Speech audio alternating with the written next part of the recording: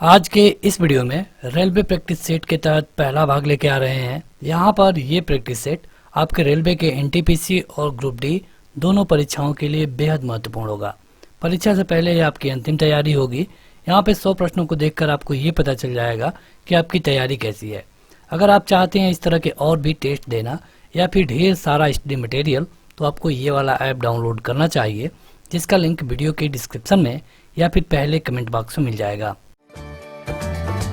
इस वीडियो को लाइक करने के साथ चैनल को जरूर सब्सक्राइब करें। उसके बाद बेल आइकन दबाएं, उसमें ऑल सेलेक्ट करें इसी तरह की बेहतरीन वीडियो सबसे पहले पाने के लिए। तो चलिए शुरू करते हैं, लेकिन उससे पहले आप पेपर और पेन लेके बैठ जाइए। यहाँ पे 100 क्वेश्चन होगा। पहला क्वेश्चन आपकी स्क्रीन पर आ चुका है। क्वेश्चन है कि यहाँ पे एक फिगर दिया गया है और यहाँ पे खाली जगह आपको दिख रहा होगा, आपको इसे ही भरना है। आपके विकल्प भी आपको नीचे दिखेंगे और हर एक क्वेश्चन के लिए जैसा क्वेश्चन होगा, जैसे कि मैथ या फिर रीजनिंग है, तो इसके लिए आपको करीब 10 सेकेंड से 15 सेकेंड, अगर ये जीके होगा तो 2 से 3 सेकेंड मिलेगा। देखिए यहाँ पे एक खाना दिया गया है 6, 15, 20, 8, 4, 5, 3, 5, 20, 51, 65 और यहाँ पे भरना है। तो बताइए क्या होगा।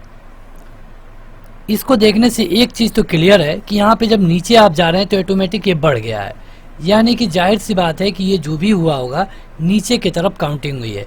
इधर होने के चांसेस ना के बराबर है, क्योंकि 6, 15 और 20 हुआ है और 8, 4 और 5 हुआ है, जो कि उतना सही नहीं लग रहा है। नीचे जाके बढ़ जा रहा है, यानी कि यही हो जाएगा। अगर आप 8 छक 48 करें और 48 में इस 3 को जोड़ दें तो हो जाएगा 51। 15 चौको 60 और 60 और 5 65, यानी कि पहला और दूसरा का गुणा हो रहा है और तीसरा वाले को उसमें ऐड किया जा रहा है। 20 5 100 और 20 120, यानी कि ऑप्शन नंबर तीसरा सही होगा, ये होगा 120।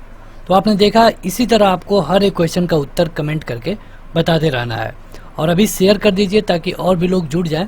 जितने ज़्यादा लोग जुड़ेंगे तो वीडियो देखने में भी आपको भी उतना ही मज़ा आएगा।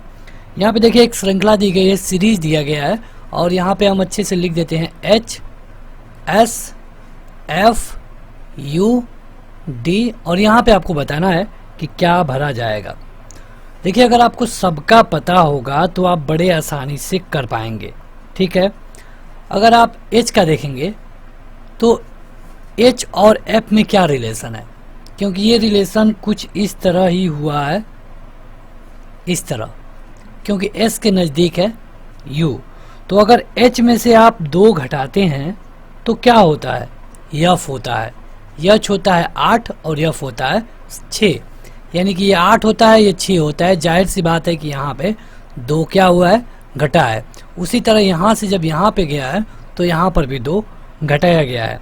लेकिन इसका उल्टा, अगर आप S से U पर जा रहे हैं तो यहाँ पे 2 जोड़ा गया है।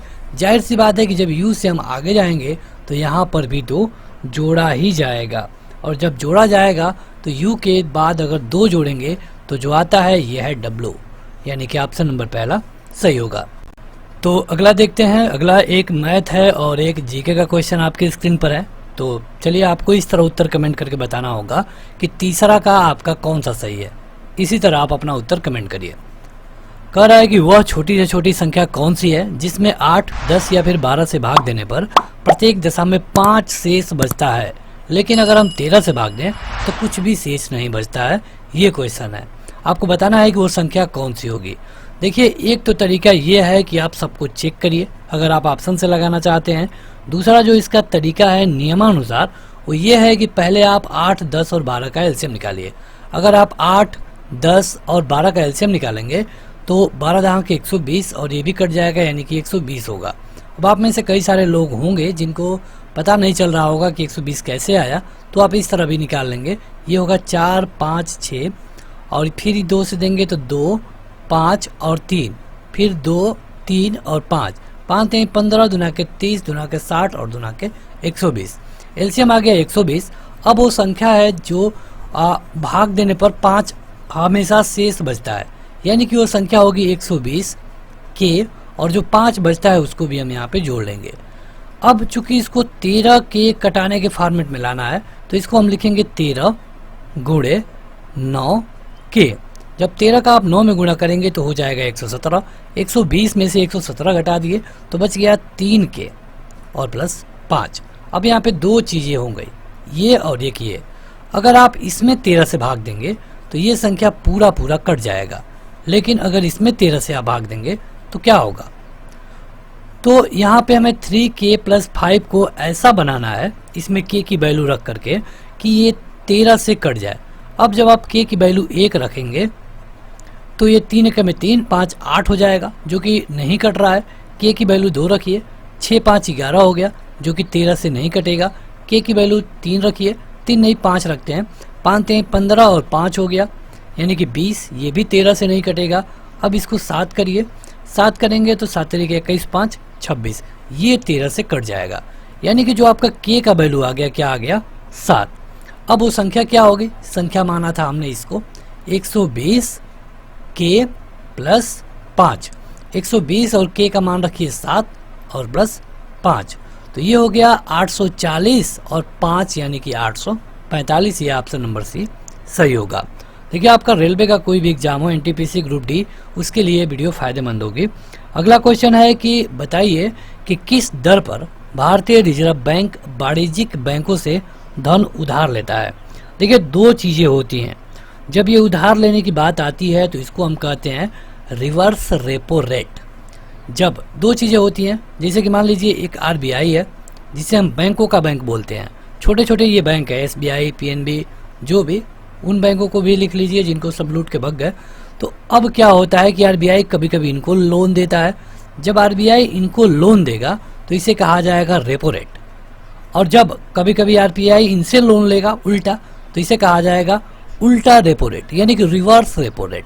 तो ये होता है रिवर्स रेपो रेट, यानी कि ऑप्शन नंबर तीसरा सही होगा। देखिए, अगला वाला क्वेश्चन ये फिर से जीके का है और नीचे वाला रीजनिंग से है, तो आप खुद हल करते रहिए और इसे शेयर भी करिए ताकि और भी लोग जुड़े इस वीडियो के साथ। भारतीय संविधान के किस संशोधन के तहत उच्च न्यायालय मतलब हाई कोर्ट के न्यायाधीशों की सेवानिवृत्ति की आयु 60 से 62 कर दी गई है? मतलब इसमें एक संशोधन किया गया, तो ये कौन सा संशोधन है? ये संशोधन देखिए, अगर आपको ईयर बता दें तो ये 1963 में किया गया था। और इसमें क्या किया गया कि जो जज 60 वर्ष पे रिटायर हो रहे थे उनको 62 वर्ष तक कर दिया गया कि नहीं नहीं, अब ये 62 पे रिटायर होंगे। तो ये जो संविधान संशोधन हुआ था, ये हुआ था 15वां। निम्नलिखित विकल्पों में से वह वेन आरेख चुनिए जो सांप, छिपकली और सरीसृप के बीच सही व्याख्या करता है। मतलब सरीसृप क्या होता है? सरीसृप मतलब ऐसे जीव जो कि रेंग कर चलते हों। तो सांप क्या कैसे चलता है? सांप तो रेंग के ही चलता है। और छिपकली भी रेंग के चलती है। क्या सांप और छिपकली दोनों एक प्रजाति के हैं? नहीं, बिल्कुल नहीं। सांप अलग है और छिपकली अलग है, दोनों को हम अलग अलग बना देंगे। लेकिन सरीसृप बनाना है, मतलब रेंग कर चलने वाले जीव, तो ये इस तरह होगा। यानी कि अब देखिए, कोई डायग्राम है जो कि इस तरह दिख रहा है, तो वही सही होगा, यानी कि आपका ऑप्शन नंबर पहला सही होगा। ये क्वेश्चन है रीजनिंग का। अगर आपको कहीं पर भी कोई दिक्कत रहती है किसी भी क्वेश्चन में, तो एक तो आप कमेंट कर सकते हैं या फिर ऐप पे जाइए और वहाँ जाके आप टेस्ट दे लीजिए। ऐप का लिंक भी आपको वीडियो के डिस्क्रिप्शन में ही मिल जाएगा। अगला है क्वेश्चन, देखिए मैथ का है और आप इसे खुद भी हल करिए। कह रहा है कि इसका मान क्या होगा। यहाँ पे हम फिर से लिखना चाहेंगे, आप हल करते रहिए।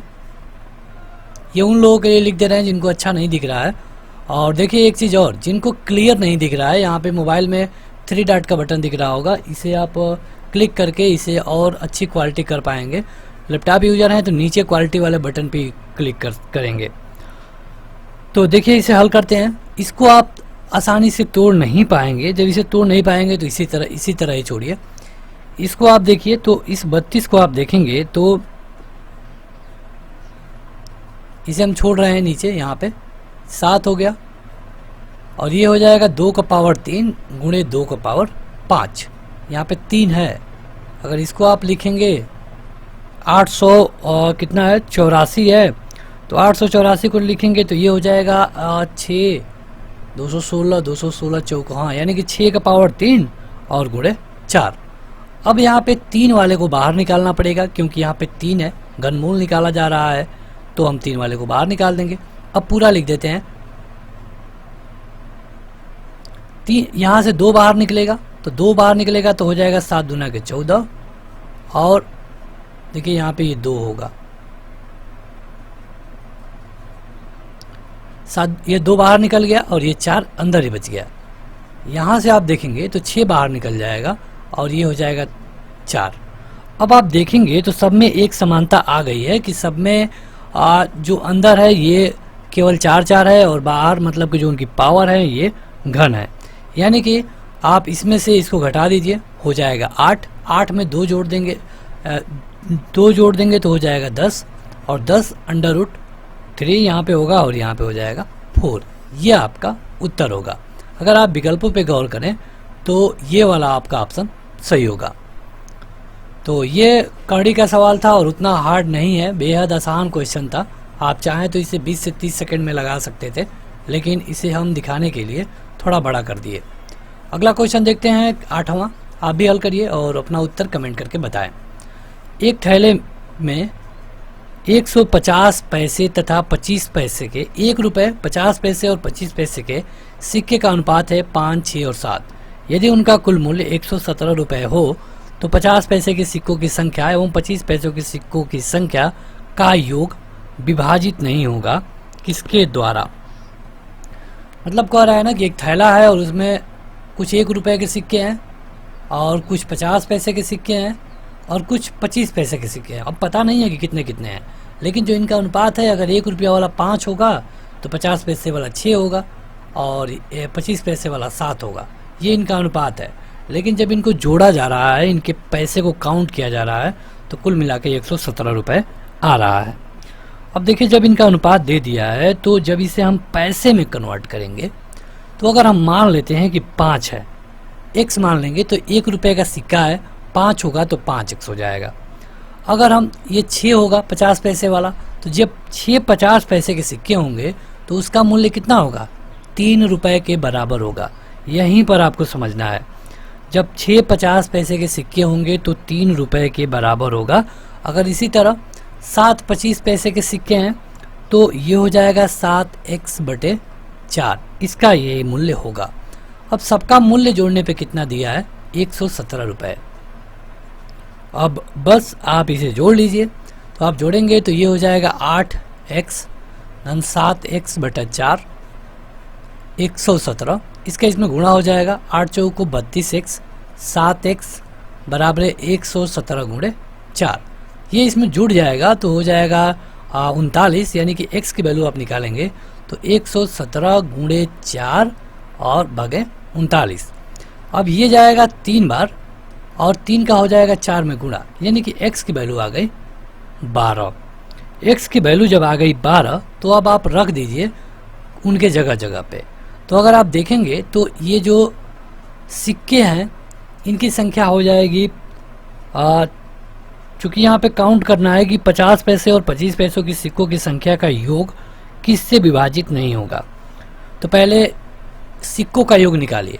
अब जो 50 पैसे वाले सिक्के हैं इनकी संख्या है 6, ठीक है, 6x, और 25 पैसे वाले सिक्के की संख्या है 7x, ठीक। x की वैल्यू रख दीजिए तो ये हो गया 13 गुणे 12 और ये आ गया 156। अब आपको यही बता देना है कि 156 किससे नहीं कटेगा। तो क्या ये 13 से कटेगा, बिल्कुल कटेगा। क्या ये 7 से कटेगा, तो 7 से नहीं कटेगा और यही आपका उत्तर होगा। यहाँ पे कुछ लोगों को कन्फ्यूजन हुआ होगा, तो आपको कंफ्यूज होने की ज़रूरत नहीं है, क्योंकि यहाँ पे मूल्य हम जोड़ रहे हैं, इसलिए हमने इसका आधा और इसका बटे 4 किया था।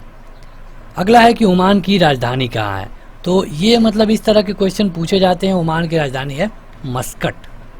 आगे बढ़ते हैं। अगला है कि देखिए, निम्न में से कौन सा वर्ग मुद्रास्फीति की स्थिति में लाभान्वित होगा। मतलब मुद्रास्फीति होती है, ये आपने ये मतलब कि इकोनॉमिक्स का टर्म है, आपने सुना होगा। मुद्रास्फीति में क्या होता है कि जो उत्पादक वर्ग होता है इसको लाभ मिलता है, जो व्यापारी वर्ग है इसको भी लाभ मिलता है, जो ऋणी है उसको भी लाभ मिलता है। यानी कि जब 3 ऑप्शन सही हो गए तो जाहिर सी बात है कि इसका चौथा ऑप्शन सही होगा, यानी कि इनमें से सभी। अगला है कि श्रेणी में गलत संख्या का पता लगाइए। ये एक सीरीज दी गई है, 1, 3, 7, 15 और 32। अब बताइए कि इसमें से कौन सा गलत है। तो आप अपने तरीके से लगाइए और बताइए कि आपका सवाल का मतलब उत्तर कौन सा सही है।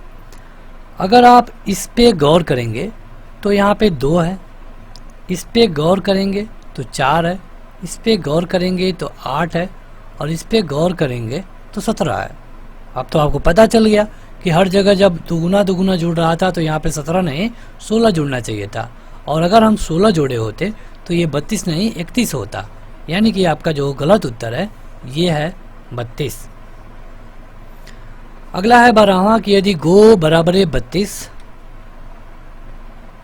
यदि जी ओ बराबर है 32, यस एच ई बराबर है 49, तो यस ओ एम ई का मान बताइए।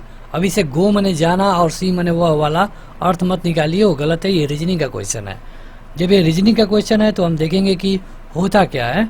देखिए यहाँ पे कह रहा है कि गो बराबर है 32, ओ का कितना होता है, क्या आपको पता है ओ का कितना होता है? देखिए ओ का नॉर्मली तो ऐसे 15 होता है, लेकिन यहाँ पे अगर आप 15 रख दें और जी का होता है 7 रख दें तो 15 और 7 कितना हो रहा है 22 हो रहा है, लेकिन यहाँ पे दिया है 32। यानी कि जाहिर सी बात है कि सीधे सीधे कुछ नहीं जोड़ा गया है, क्योंकि अगर सीधे सीधे जोड़ा गया होता तो ये 32 नहीं 22 होता। तो अब हम क्या करेंगे, इसको हम घटा लेंगे 27 में से। 27 में से जब आप 7 को घटाएंगे तो हो जाएगा 20, और ये 15 होता है तो इसको भी 27 में से घटाइए, ये हो जाएगा 12। 20 और 12 हो जाएगा 32। यानी कि एक चीज़ हमें समझ में आ गई कि ये 27 में से उनके रियल नंबर को घटा करके जोड़ा गया है। यस एच ई का भी चेक कर लीजिए। यस एच ई का अगर आप चेक करेंगे तो ये 19 होता है, अगर 27 में से 19 को घटाएंगे तो हो जाएगा 8। ये होता है 8, 27 में से 8 को घटाएंगे तो हो जाएगा 19, और ये होता है 5, 27 में से 5 को घटाएंगे तो हो जाएगा 22। इसको जोड़ के देखिए, ये हो जाएगा 22, इसको 20 कर दीजिए और इसको 41, 41, 8, 49, ये 49। यानी कि जो हमने रूल बनाया है, ट्रिक बनाया है, वो बिल्कुल सही है। आपको उनके रियल नंबर को 27 में से घटा करके जोड़ना है। तो अब सम का निकालते हैं जो कि पूछा गया था।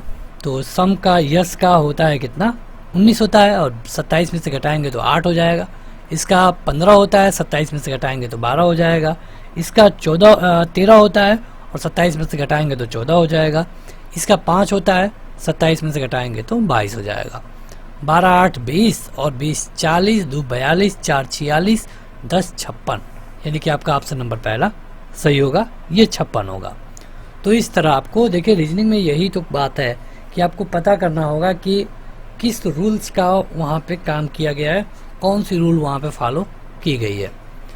अब देखते हैं 13वां क्वेश्चन जो कि एक कोऑर्डिनेट का है। तो ऐसे भी क्वेश्चन पूछे जाते हैं, हमें से अधिकतर लोग ऐसे हैं जो कि कोऑर्डिनेट के क्वेश्चनों को छोड़ देते हैं, या फिर कई सारे लोगों को तो अच्छी तरीके से आता ही नहीं है। तो अगर आपको आता है तो हल करिए। कह रहा है कि एक्स वाई निर्देशांक पद्धति पर यदि ए बी तथा a+3 और b+k उस सरल रेखा पर स्थित है, दो बिंदु हैं जिसका समीकरण x बराबर 3y - 7 है, तो k का मान बताइए। तो देखिए यहाँ पे कह रहा है कि x बराबर है 3y - 7 इस पर स्थित है। अब a की वैल्यू क्या दिया है, पहले आप ये समझ लीजिए a की वैल्यू क्या दिया है, यहाँ से a+3, ठीक है।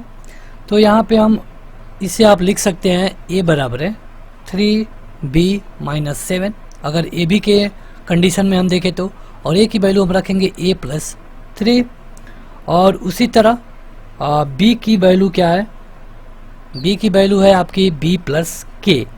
जब b+k है तो ये हो जाएगा 3b + k - 7, a+3 3b + 3k - 7।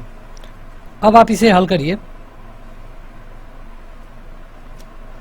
अगर आप देखेंगे तो यहाँ पे 3b - 7 है, और जो 3b - 7 होता है ये किसके बराबर होता है, a के बराबर होता है। यानी कि a + 3 बराबर कर देंगे a + 3k।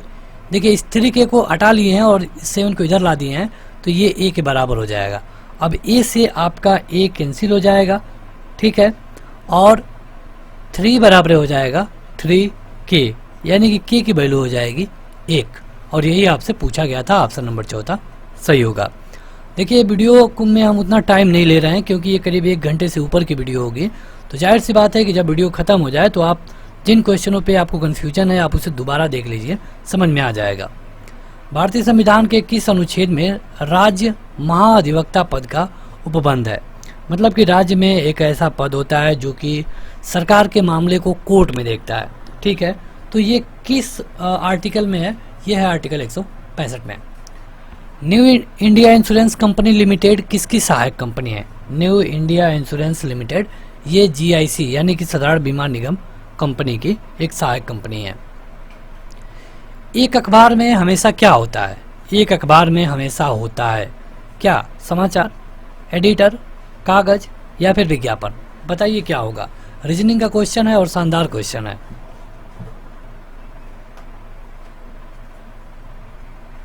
देखिए अखबार कहने का क्या मतलब है? अखबार मतलब क्या है? अखबार से आप क्या समझ रहे हैं? ऐसा तो है नहीं कि एक प्लेन वाला पेपर है और आप उसको अखबार कह देंगे, ऐसा नहीं है। एक न्यूज पेपर को आप अखबार कह रहे हैं हिंदी में, ठीक है, तो न्यूज पेपर किसको आप कहते हैं? जिसमें क्या हो? न्यूज हो। तो इसके लिए जो आपका सही होगा ये होगा समाचार। जरूरी नहीं कि उसमें कागज हो, वो डिजिटल भी हो सकता है। जरूरी नहीं कि वो विज्ञापन वाला हो, क्योंकि अगर आपने कोई पेड पेपर आप ले रहे हैं जिसमें आप मंथली पेमेंट देते हैं, पैसा देते हैं, तो उसमें विज्ञापन नहीं होगा। जैसे आप यूट्यूब में देखते हैं कि अगर आप प्रीमियम वर्जन ले लेंगे यूट्यूब का तो आपके सामने कोई ऐड नहीं आएगा।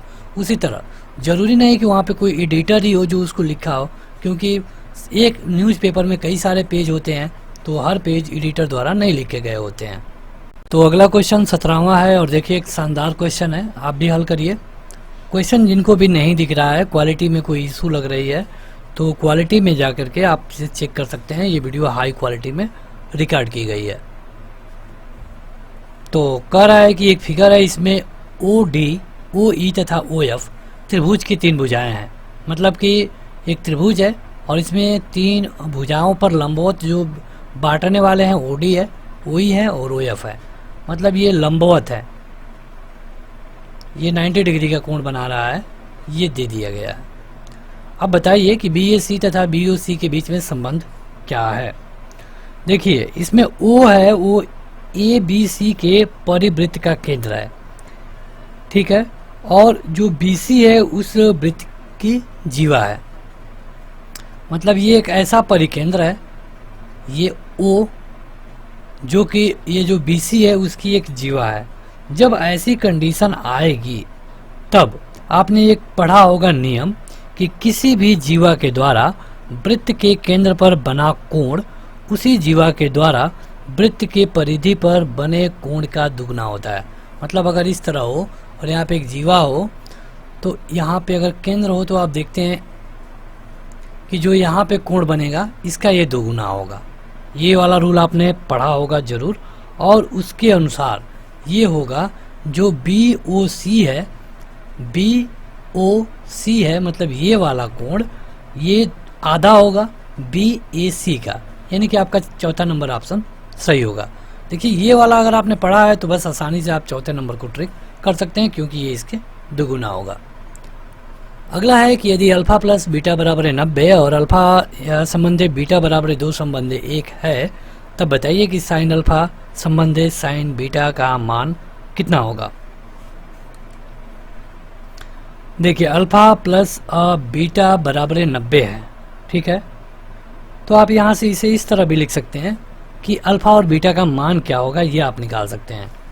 तो अल्फा बीटा का मान अगर आप निकालेंगे, अल्फा बराबर, इससे आप निकालिए अल्फा बराबर क्या होगा 2/3, और 2/3 किसका? 90 का, क्योंकि इनका अनुपात तो 2 संबंध 1 के अनुपात में है ना, तो ये हो जाएगा 60। और बीटा का मान कितना होगा 1/3 गुणे 90, यानी कि ये हो जाएगा 30। अल्फा और बीटा का मान निकल गया, और यहाँ पे दिया है साइन अल्फा, यानी कि साइन 60 बटे साइन 30, इसी का मान आपसे पूछा गया है।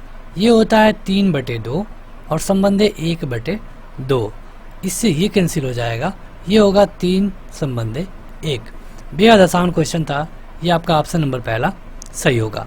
कौन सा विटामिन दूध में नहीं पाया जाता है? कौन है जो कि दूध में नहीं पाया जाता है? क्योंकि कहा जाता है कि दूध खाइए सब विटामिन मिलेंगे, लेकिन ये गलत है। दूध में विटामिन सी नहीं पाया जाता है और इसकी कमी से होता है स्कर्वी रोग। साबुन बनाने की विधि इनमें से कौन सी है? मतलब इनमें से कौन सी विधि है जिससे आप साबुन बना सकते हैं? देखिए, साबुन बनाने में एक निर्मलन का प्रयोग होता है और इसमें जो विधि है ये होती है सेपोनिफिकेशन।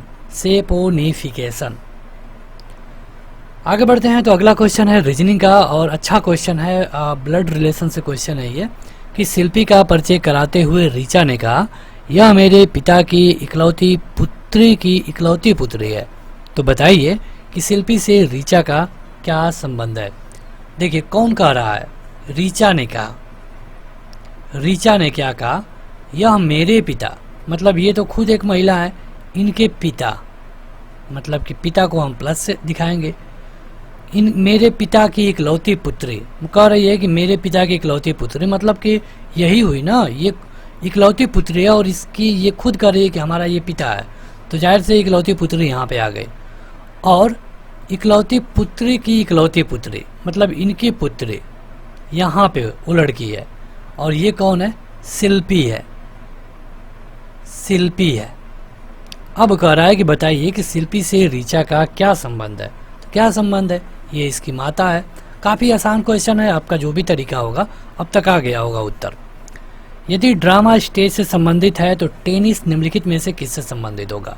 मतलब स्टेज पे होता है ड्रामा, तो टेनिस कहाँ होता है ये आप बता दीजिए। बताइए। ये होता है कोर्ट में, मतलब जो खेल वाले स्थान है उनसे ये क्वेश्चन है। तो ये रहा, आप देखते हैं 23वां। आप भी हल करते रहिए और जो भी आपका उत्तर है कमेंट करके बताते रहिए। किसी कक्षा में 35 विद्यार्थियों का औसत आयु 18 है। यदि शिक्षक की आयु को जोड़ा जाता है तो कक्षा की औसत आयु 19 वर्ष हो जाता है। बताइए कि शिक्षक की आयु कितनी है? देखिए, 35 अभ्यर्थी हैं, इनकी औसतन उम्र है 18 साल, यानी कि इस तरह की कंडीशन है। अगर आप इसको गुणा करेंगे तो 18 × 5 = 90, 9 18 × 36 और 9 18 × 54 और 9 हो जाएगा 63, 630। अब कह रहा है कि यदि हम शिक्षक को जोड़ दें, तो जब शिक्षक को जोड़ देते हैं तो इनकी औसत आयु 19 वर्ष हो जा रहा है। जब आप शिक्षक को जोड़ेंगे तो पहले 35 थे, जब शिक्षक को जोड़ देंगे तो 36 हो जाएंगे। अब उनकी उम्र 19 साल हो गई, तो 19 साल रख देंगे। 19 से गुणा करेंगे तो ये हो जाएगा, ये होगा 4 और ये 63, 4 68, इतना, यानी कि अब हो गया 684, पहले था 630। आप घटा दीजिए, ये हो गया 54 साल और यही उम्र है आपके टीचर की। तो अगला क्वेश्चन है कि स्मारकों का मामल्य शैली का विकास किस काल की स्थापत्य कला के तहत हुआ है? मतलब जो स्मारक हैं उनमें मामल्य शैली का विकास हुआ है। आपको बताना है कि ये जो मामल्य शैली वाली बात है ये किस काल के स्मारकों में दिखता है। क्वेश्चन पूछने का यही मतलब है। देखिए, ये चोल कालीन में नहीं दिखता है, ये दिखता है पल्लव कालीन में। अगला है कि यदि कार की गति को दोगुनी कर दिया जाए तब समान दूरी पर रोकने हेतु कार ब्रेक बल क्या होगा? मतलब कह रहा है कि यदि कार पहले जो 5 किलोमीटर की रफ्तार से जा रही थी, अब इसको 10 किलोमीटर कर दिया जा रहा है। मतलब पहले 5 किलोमीटर प्रति घंटा, अब 10 किलोमीटर प्रति घंटा। तो अब उसी दूरी पर रोकने हेतु ब्रेक कितना पावर से लगाना होगा? यहाँ पे देखिए क्वेश्चन में ही उत्तर छिपा है। आपको ये समझना होगा कि इसमें रिलेशन क्या होता है। तो इसमें रिलेशन होता है दोगुना का, यानी कि जब गतिज ऊर्जा की बात करेंगे तो गतिज ऊर्जा बराबर होता है 1/2 mv²। तो जब हम गति को दोगुना कर रहे हैं, 5 से 10 कर रहे हैं, तो जब यहाँ पे 2 रखेंगे तो 2 का स्क्वायर बराबर क्या हो जाएगा? 4 गुना। यानी रोकने के लिए अब आपको 4 गुना ब्रेक लगाना पड़ेगा, क्योंकि यहाँ पे लग रहा है गतिज ऊर्जा, और गतिज ऊर्जा बराबर होता है 1/2 mv²। अगला है कि एक साइकिल के पहिए का व्यास 28 मीटर है। 66 किलोमीटर चलने के बाद यह कितने चक्कर लगाएगी? देखिए आसान क्वेश्चन है, इसके लिए हमको निकालना पड़ेगा परिधि। तो जो साइकिल का पहिया एक सर्कल के जैसा है, तो इसका परिधि मतलब डायमीटर परिधि बराबर क्या होगा 2 पाई आर। 2 पाई आर को अगर आप कैलकुलेट करेंगे तो 2 गुणे 22/7 और आर का मान कितना है 28 व्यास है, यानी कि आर का मान हो जाएगा 14। जब आप इस पे कैलकुलेट करेंगे तो ये हो जाएगा ये 2 बार और 2 दूना के 4, 22 चौक हो जाएगा 88, यानी कि एक चक्कर में 88 मीटर राउंड लगाएगा। कुल मिला के जो टोटल दूरी है यह है 66 किलोमीटर। एक चक्कर में लगाएगा 88 मीटर। क्योंकि किलोमीटर को हम बदल लेंगे मीटर में और गुणा कर देंगे 1000 से। 1000 से गुणा कर देंगे, 88 से भाग कर देंगे और 66 से गुणा होगा, तब जाके आपका उत्तर आ जाएगा। और ये होगा आपका उत्तर 750। 750 चक्कर लगाएगा पूरा।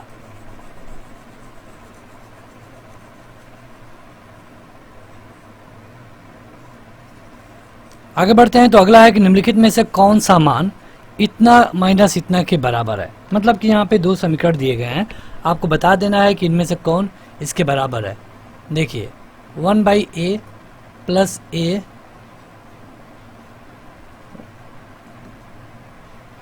इसके बराबर कौन है, ये पूछा गया है। आपने एक समीकरण पढ़ा होगा कि इस तरह के कंडीशनों में जब यहाँ पे एक चीज़ का स्क्वायर है और यहाँ पे एक दूसरे चीज़ का स्क्वायर है और बीच में माइनस है, तो इस तरह की कंडीशनों को हल करने के लिए 2 तरीके हैं। या तो आप दोनों समीकरण को अलग अलग हल कर दीजिए, या फिर एक में अगर हल करते हैं तो भी आप हल कर सकते हैं। एक क्वेश्चन में होगा a माइनस बी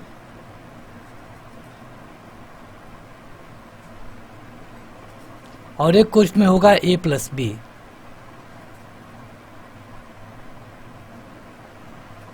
इससे ये कैंसिल, इससे ये कैंसिल। यहाँ पे हो गया 2a और यहाँ पे हो गया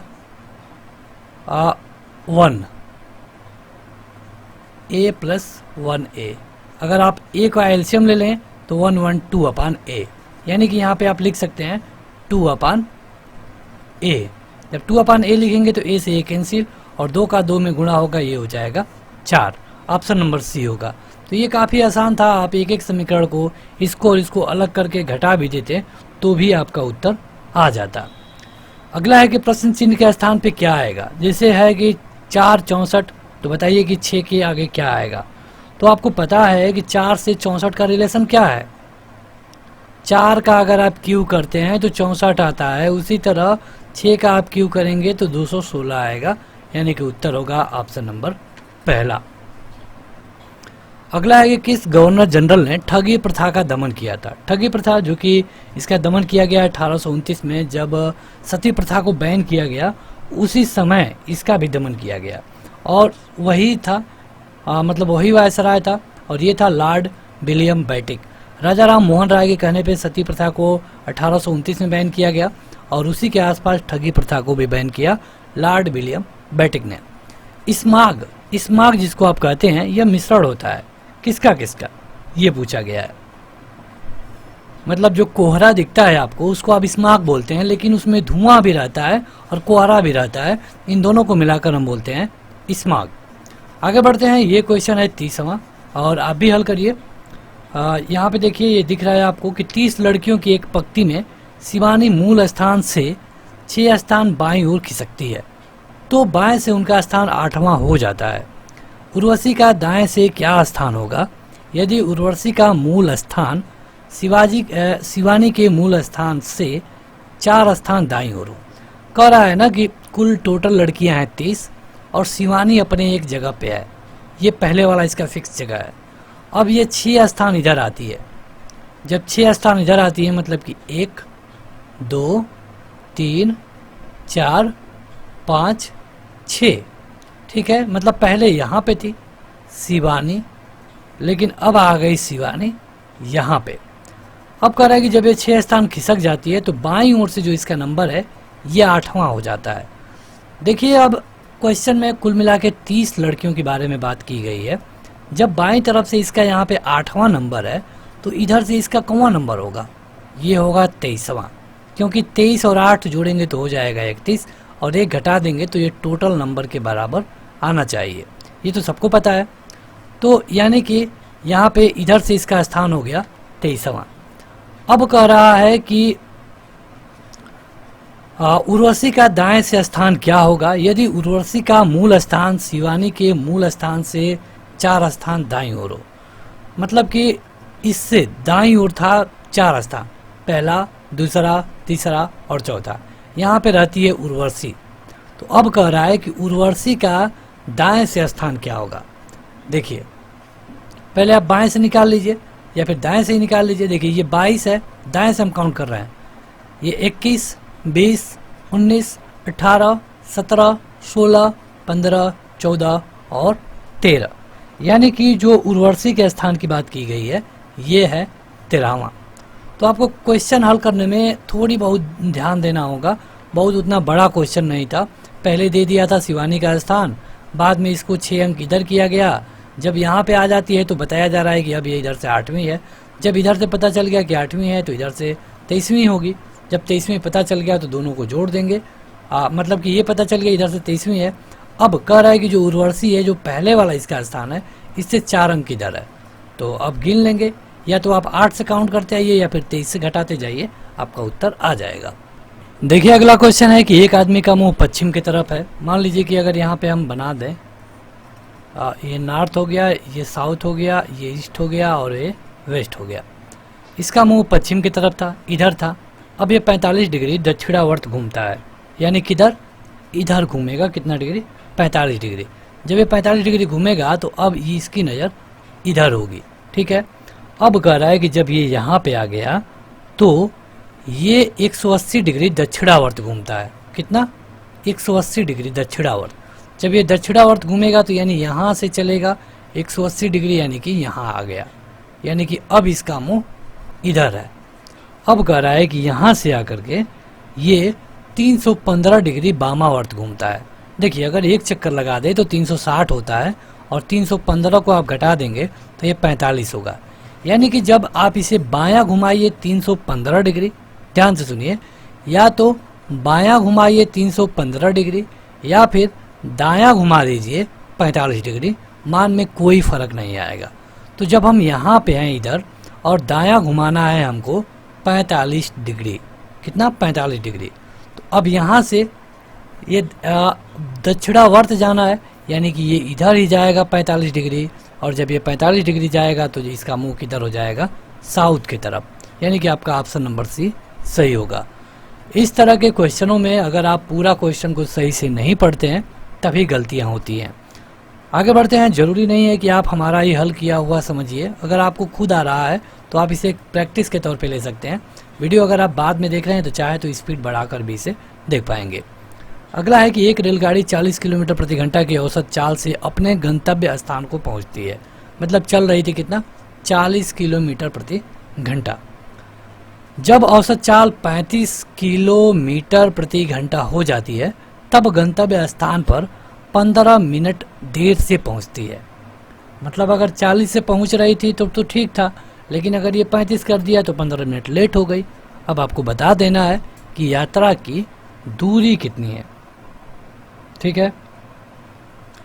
देखिए यहाँ पे इसे हल करने के कई सारे तरीके हैं। अब एक तो है कि आप मान लीजिए कि यात्रा की दूरी इतना है, तो आप मान के भी लगा सकते हैं, क्योंकि वो उस तरह भी आपका उत्तर आ ही जाएगा। तो मान लीजिए कि यात्रा की दूरी x मीटर है, ठीक है, और जब x मीटर आप मान रहे हैं तो ये किलोमीटर प्रति घंटा में है। x किलोमीटर ही मानिए, x किलोमीटर है। अब देखिए ये 40 किलोमीटर प्रति घंटा की रफ्तार से जा रहा था, तो ये इसको पहुंचने में कितना समय लगेगा, इसको 40 से भाग दे दीजिए। 40 से आप भाग देंगे इतना समय लगेगा, क्योंकि समय बराबर चाल बराबर होता है दूरी बटा समय, और समय बराबर होगा दूरी बटा चाल। अब ये अगर 35 की रफ्तार से जा रहा है तो x बटा 35 लगेगा, लेकिन क्वेश्चन में कह रहा है कि x बटे 35 माइनस x बटे 40 बराबर है 15 मिनट, यानी कि 15 बटा कितना, 60, 15 बटा 60। अब यहाँ से x की वैल्यू आपकी निकल जाएगी। काफ़ी आसान क्वेश्चन है, यहाँ से आप खुद ही लगा लीजिए, और आप जब लगाएंगे तो आपका उत्तर आ जाएगा। अगला है कि हम्पी के स्मारकों का समूह कहाँ पर स्थित है। जो हम्पी के स्मारक हैं इनका समूह कहाँ पर स्थित है ये पूछा गया है, और हम्पी कर्नाटक में है। कहाँ पे है? कर्नाटक में। देखिए इसका उत्तर 70 किलोमीटर आएगा, आप खुद लगा सकते हैं। अगला है कि भारत की सबसे लंबी सड़क सुरंग चेनानी नासरी किस राज्य में स्थित है। आप इसे भूल जाइए, बस बताइए कि चेनानी नासरी ये किस राज्य में स्थित है। तो चेनानी नासरी स्थित है जम्मू एंड कश्मीर में। अगला है कि इनमें से कौन सा अपरिमेय है। बताना है कि कौन अपरिमेय है। क्वेश्चन काफ़ी आसान है। देखिए अपरिमेय ये होता है जिनको हम P/Q के रूप में ना लिख सके। अगर हम 16 को देखेंगे तो इसको 4/1 लिख सकते हैं। 12 को देखेंगे तो इसको 2 इस तरह लिख सकते हैं। अगर आप 9 को देखेंगे तो इसको 3/1 लिख सकते हैं, यानी कि आपका उत्तर होगा √12। अगला है कि ए और बी का लघुत्तम समापवर्तक है तथा ए और बी का महत्तम समापवर्तक है। तब बता दीजिए कि इनको हल करने पर यहाँ पे क्या आएगा। ठीक है, काफ़ी आसान क्वेश्चन है। तो इसे हल करने के लिए आपने एक फार्मूला पढ़ा होगा कि लघुत्तम और महत्तम का मल्टीप्लाई करने पर संख्याओं के गुणनफल के बराबर होता है। यानी कि 37, 23, यहाँ पे x दे दिया है, ठीक है, धन 5 कर देंगे, 6 और 4 इस तरह दिया हुआ है। जब इस तरह दिया हुआ है तो इसे हम हल करेंगे, और जब हम हल करेंगे तो x की वैल्यू आ जाएगी और ये आएगा 7, यानी कि यह वाला आपका ऑप्शन सही होगा। 30 मिनट में घड़ी के घंटे वाली सुई कितने अंश घूम जाएगी। 30 मिनट में 1 मिनट में आधा अंश घूमती है घंटे वाली सुई, तो 30 मिनट में कितना घूम जाएगी। जब 1 मिनट में आधा अंश तो 30 मिनट में आधा, 30 का आधा मतलब कि 15 डिग्री।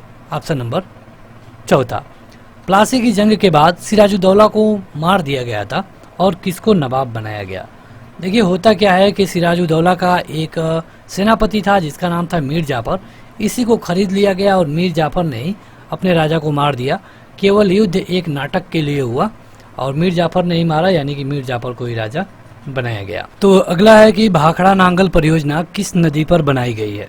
देखिए ये क्वेश्चन है 40वां नंबर, और यहाँ पे आपके विकल्प हैं कोसी, झेलम, चिनाब और सतलज। आप अपना उत्तर कमेंट करके बताते रहिए, और इसके लिए सही उत्तर है सतलज। अगला है कि एक विशिष्ट कोड में ROA रोड्स को 57, हार्न्स को 55 कहा जाता है। तो बताइए कि ब्लो को किस प्रकार लिखा जाएगा। मतलब ये तो आसान है, बिल्कुल आसान है। आप इस तरह लिख लीजिए ROAD हर्ट्ज। R का होता है 18, इसका होता है 15, इसका होता है 1, इसका होता है 4, इसका होता है 19।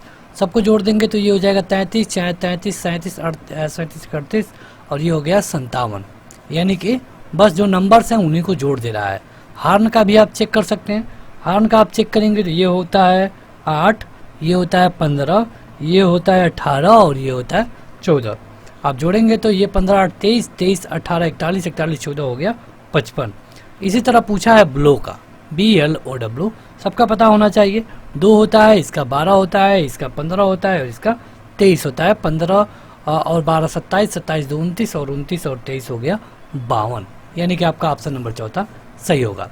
देखिए इस तरह के क्वेश्चनों को हल करने के लिए आपको जरूरी है कि सबका नंबर एग्जैक्ट याद हो, बिल्कुल याद हो, उसमें कहीं पर कोई कन्फ्यूजन ना हो। तो हमने देख लिया 41 नंबर को, अब देखेंगे 42 नंबर। आपके स्क्रीन पर क्वेश्चन है, आप भी हल करिए और हमें कमेंट करके बताइए कि आपका उत्तर क्या आया है और आप कब कितने में हल किए हैं। एक पिता ने अपने पुत्र के जन्म दिवस पे कुछ लड़के एवं लड़कियों को बुलाया। लड़कों की संख्या लड़कियों की संख्या से 2 कम थी। पिता ने सभी लड़कों को 10 रुपये, अब सभी लड़कियों को 20 रुपये का उपहार दिया। यदि कुल 280 रुपये खर्च हुए तो बताइए कि लड़कों की संख्या कितने थे। काफ़ी अच्छा क्वेश्चन है। देखिए यहाँ पे जो एक चीज़ दिया गया है कि जो बॉयज़ हैं उनकी संख्या अगर आप x मान लें तो गर्ल की संख्या क्या हो जाएगी x+2, क्योंकि 2 कम है, गर्ल की संख्या 2 अधिक है। ठीक है, अब जो लड़के हैं इनको 10 रुपया दिया गया है। यहाँ अगर हम मनी की बात करें तो लड़कों को कुल मिलाकर 10x रुपए दिए गए हैं, लड़कियों को 20 रुपए दिया गया, यानी कि 20x+2 इस तरह जब पैसा बांटा जाता है तो ये हो जाता है 20x धन 40, ये हो गया 30x धन 40। लेकिन जो लड़के का पिता है वो कहा कि नहीं, मेरा तो 280 रुपये खर्च हो गए, यानी कि इसको बराबर कर दीजिए 280 के। x बराबर हो जाएगा 240/30, यानी कि x की वैल्यू आ गई 8। अब कह रहा है कि बताइए लड़कों की कुल संख्या कितनी है, तो लड़कों की संख्या है 8। और अगर यहीं पे पूछ लिया होता लड़कियों की संख्या कितनी है तो 8 और 2 10 होता। कितना आसान क्वेश्चन था। अगला है कि 5 अंकों की वह बड़ी से बड़ी संख्या बताइए जो कि 12, 15, 18 और 27 से पूर्णतया कट जाए। यानी कि कहा गया है कि बड़ी से बड़ी मतलब कि पूर्णतया कट जाए। तो इस तरह के क्वेश्चनों में आप देखेंगे अगर आप 5 अंकों की बड़ी से बड़ी संख्या क्या होती है, नॉर्मली 5 अंकों की बड़ी से बड़ी संख्या क्या होती है, यही तो होगी ना, इससे बड़ी तो कोई होगी नहीं, क्योंकि इससे अगर आप 1 बढ़ाएंगे तो 6 अंकों की हो जाएगा। लेकिन यहाँ पे केवल 5 अंकों की बात की गई थी, तो ये हो गया। अब आप 12, 15, 18 और 27 इसका निकाल लीजिए LCM। 12, 15, 18 और 27, जब आप इसका LCM निकालेंगे, आप निकालिएगा तो ये हो जाएगा, इसी में हो जाएगा और इसका थोड़ा सा अलग आता है, यानी कि इसका इसमें मल्टीप्लाई होगा और ये कितना हो जाएगा 540। 540 LCM निकालने का तरीका आपको पता होगा जब आप प्रैक्टिस कर रहे हैं। तो ये हो गया 540। अब कह रहा है कि ये पूरा जो 5 अंकों की बड़ी संख्या है इसमें से भाग देने पर क्या होगा। मतलब कि इकाई, दहाई, सैकड़ा, हजार, 10,000, 99,999 को अगर आप 540 से भाग देते हैं तो क्या हो रहा है। 540 से भाग दीजिए, 1, 540, 9, 5, 4 और 9, ये नहीं जाएगा कितने बार। अगर आप 9 बार के चक्कर में हैं तो 9 बार नहीं जाएगा, ये 8 बार ही जाएगा। 0, 8 चौको 32 को 2 3 और 8 पटे 40 3 43, ये हो गया 9, ये हो गया 7, ये हो गया 2 और ये हो गया 9। अब ये जाएगा 5 बार, तो 5 को 20 और 5 25, यानी कि 2700 हो जाएगा। तो ये आ गया आपका शेष 99, यानी कि जब वो आपकी जो संख्या थी 99,999, इसमें से आप 99 को घटा देंगे, यही आपका उत्तर होगा और आपका उत्तर होगा 99,900। हमने क्या किया, पहले 5 अंकों की बड़ी से बड़ी संख्या को ले लिया जो कि होता है 99,999, फिर हमने जो दिया गया था उसका निकाल दिए LCM में गया 540, 540 से भाग दिए हैं, आ गया शेष 99। इस 99 को 99,999 से घटा देंगे और यही आपका उत्तर होगा। ये आपका ऑप्शन नंबर पहला सही होगा। एशियाई विकास बैंक का मुख्यालय कहाँ पर है। एशियाई विकास बैंक का मुख्यालय कहाँ पर है, ये है मनीला में। ADB, विश्व की मीठे ताजे पानी की सबसे बड़ी झील कौन सी है। पूरे विश्व की बात की गई है और यह है सुपीरियर झील, लेक सुपीरियर झील। अगला है कि एक घन का आयतन 9 सेंटीमीटर लंबा है, 6 सेंटीमीटर चौड़ा है, 4 सेंटीमीटर ऊंचा है और ये एक घनाभ है। ये घन का है और कह रहा है कि इतने ऊंचे घनाभ के आयतन के बराबर है। मतलब एक घन के बारे में नहीं दिया गया है, एक घनाभ के बारे में दिया गया है, लंबाई, चौड़ाई और ऊंचाई। तो कह रहा है कि दोनों का जो एरिया है ना, मतलब आयतन, ये बराबर है। जब आयतन बराबर है तो बताइए कि घन की भुजा क्या होगी। तो जब हम घनाभ की बात करते हैं, क्योंकि यहाँ पे घनाभ का ही दिया गया है, तो हम तीनों का गुणा कर देते हैं। 9 गुणे 6 गुणे और 4, 6 को 24 और 24 का आप 9 में जब गुणा करेंगे तो ये हो जाएगा 216 सेंटीमीटर क्यूब, क्योंकि सेंटीमीटर में दिया गया था। अब इतना ही आयतन वाला घन है, तो जब हम घन का आयतन निकालते हैं, घन का आयतन, तो उस समय होता है भुजा का घन, मतलब 1 क्यू, यानी कि 1 क्यू बराबर हो गया 216 और 216 किसका क्यू होता है, 6 का, यानी कि ये बराबर हो गया 6, यानी कि घन की भुजा होगी 6 सेंटीमीटर। देखते हैं आगे, और यह है 47वां क्वेश्चन। 47वां है कि यदि x बराबर आधा है और इस तरह का एक समीकरण दिया गया है तो बताइए कि इसका मान क्या होगा। अब देखिए इस तरह के क्वेश्चनों को हल करने के कई सारे तरीके हैं। वैसे अगर आप विस्तार वाला तरीका ही अपनाएंगे तो आपके लिए ज़्यादा फायदा होगा। जैसे कि x प्लस 1/1 प्लस 1/, अब इसको पहले हल कर लीजिए। 1 प्लस x हो जाएगा, x प्लस 1 लिखिए आप, x प्लस 1 बटा x। पहले हम इसको हल कर रहे हैं, नीचे से ऊपर जाएंगे और फिर इसका मतलब इसको हल करने का वही तरीका है, आपको हमेशा नीचे से ऊपर जाना होगा। तो आगे हल करिए तो ये हो जाएगा x धन, ये आ जाएगा ऊपर, x प्लस 1 हो जाएगा। अब अगर आप आगे लिखेंगे तो plus 1/x plus 1 plus x बटा x प्लस 1। तो ये कई सारे लोगों को समझ में नहीं आएगा, लेकिन ये नीचे से ही हल करना है आपको। नीचे से आप इसका हल करेंगे तो इसका पहला वाला ऑप्शन सही होगा, 5/4। आप खुद हल करिएगा। अगला है कि यहाँ पे एक आकृति दी गई है और आपको बताना है कि यह किस में निहित है। मतलब आप इन फिगरों में से देख के बताइए कि इस कौन से फिगर में ये वाली आकृति सेट बैठ जा रही है। बताइए, आपके पास 30 सेकेंड है। देखिए इसमें नहीं बैठ रही है, कारण ये है ये वाला, एक तरफ तो बैठ जाएगी, लेकिन अगर ये इस तरह रहता तो शायद हो जाता। ये तो गलत हो गया। दूसरे को चेक करिए। दूसरे को अगर आप चेक करेंगे और इसको मिटा देंगे, जैसे कि देखिए ये वाली आकृति सेम है, क्योंकि अगर आप इसमें इस तरह और इसमें इस तरह लगा देंगे तो इसके बराबर हो जा रहा है, यानी कि ये इसके लिए सही होगा। ऑप्शन नंबर 2 में ये आकृति निहित है। अगला है कि चोल अभिलेखों में उल्लेखित भूमि की जो विभिन्न कोटियां हैं उसके अनुसार ब्राह्मणों को जो भूमि उपहार में दी जाती थी उसको क्या कहा जाता था। तो ब्राह्मणों को जो भूमि दी जाती थी और चोल की बात करें तो इसे कहा जाता था देवदान। नोबेल पुरस्कार से सम्मानित भारत की प्रथम महिला कौन थी? वैसे तो नोबेल पुरस्कार भारत में 1913 में मिला रविंद्रनाथ टैगोर को, लेकिन वो महिला नहीं है। पूछा गया है कि महिला बताइए, और इनका नाम है मदर टेरेसा। Mother Teresa. अगला है कि दिए गए शब्दों को अंग्रेजी शब्दकोश के अनुसार व्यवस्थित किया जाए तो निम्न में से कौन सा शब्द चौथे स्थान पे आएगा। देखिए 4 शब्द हैं और चारों को इंग्लिश के जो लेटर होते हैं उनके अनुसार बैठाना है। सब में आगे आर है तो आर हो जाएगा। इसमें से एक इसमें ए है और इसमें ए है, यानी कि पहले नंबर पे यही दोनों आएंगे। इसमें रेन है केवल और इसमें रेन के बाद बो जोड़ा गया है। जाहिर सी बात है कि ये पहले आएगा, यानी कि पहले होगा पहला और उसके बाद ऑटोमेटिक हो जाएगा चौथा।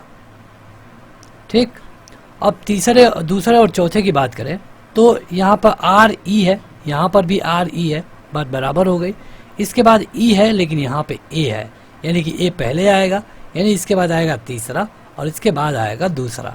तो कह रहा है कि कौन सा शब्द चौथे स्थान पे आएगा। तो चौथे स्थान पे जो आएगा ये है दूसरा वाला, रिफ। रिफ वाला आएगा चौथे स्थान पे। देखिए यहाँ पे आपसे चौथा, पहला, तीसरा कोई भी पूछ सकता है, तो आपको इसे प्रैक्टिस करना होगा। यहाँ पे देखिए कुछ कथन और तर्क से हैं, तो कथन और निष्कर्ष से हैं। सभी सेव संतरे हैं। सभी सेव संतरे हैं। कुछ संतरे पपीते हैं।